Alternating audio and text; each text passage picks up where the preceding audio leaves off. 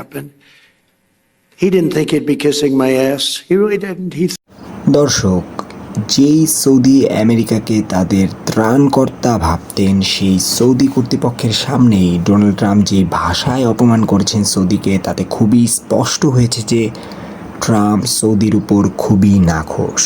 Trump বলেছে যে মোহাম্মদ বিন সালমান আমার ডিক অর্থাৎ পাছা চাটে। কোনো দেশের শাসককে এভাবে অপমান ইতিহাসে বিরল।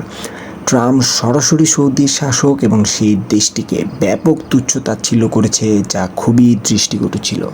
দর্শক, ট্রাম্প সৌদির মোহাম্মদ বিন সালমানকে দুর্বল ভাবলেও সে মোটেও কোনো সাধারণ নেতা নয়। সে মুসলিম বিশ্বের মোড়ল দেশটির সর্বোচ্চ লিডার।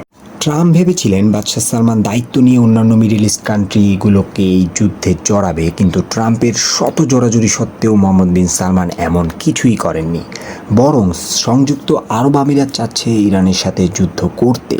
কিছুদিন আগেও আমেরিকার সংবাদ মাধ্যম ওয়াশিংটন পোস্ট দাবি করে সৌদির বাদশা নাকি ট্রাম্পকে অনুরোধ করেছে যে এই যুদ্ধ যাতে তিনি না থামান।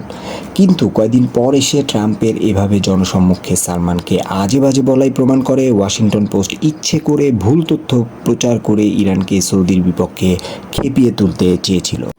দর্শক, সব মিলিয়ে যে অবস্থার দিকে এই যুদ্ধ যাচ্ছে, তাতে আমেরিকার সবচেয়ে মূল্যবান অস্ত্র পেট্রোডলার পুরোপুরি হুমকিতে পড়বে এবং নিউ ওয়ার্ল্ড অর্ডারও যদি তৈরি হয়, তবে অবাক হওয়ার কিছুই থাকবে না।